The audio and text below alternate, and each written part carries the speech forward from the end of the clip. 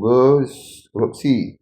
Raja berikut menunjukkan barang-barang yang dihasilkan oleh kedai itu pada hari Sabtu dengan kurang tidak tunjukkan. Okey, Cheong Sam 12 sari 20 jumlah 40 kurang sosial tak langsung kita boleh tahu kat sini.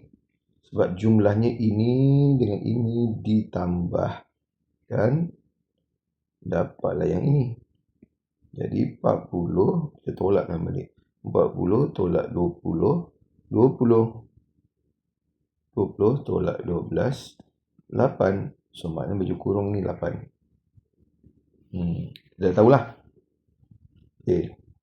So apa soalnya? Lengkapkan piktograf. Okay, Cheong Sam ada 4. 1, 2, 3, 4.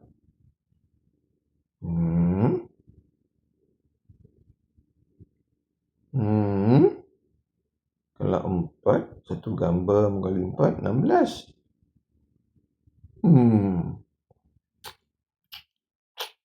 Kalau 20, 1, 5, mewakili 4 kali 5, 20. Ni kalau 4 kali 4, 16. Ni 12. Sabar dulu, baca dulu balik apa. Okay. Lengkapkan piktograf. Cikgu rasa dia salah lah ni. Patutnya kat sini ni ada 3 ni.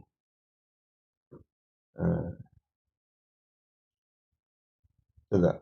Yang sini ada 2. Macam nak buat gambar ni.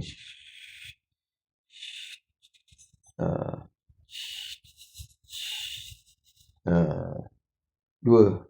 Okey, tak percaya. Jumlah 40. So kita kira ada berapa gambar apa ni, color ni 1, 2, 3, 4, 5, 6, 7, 8, 9, 10. Satu color 4. Betul 40.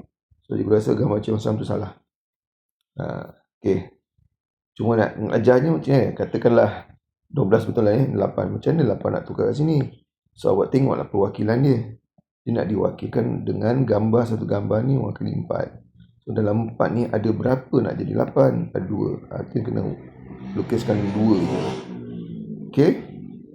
Alright. Alhamdulillah.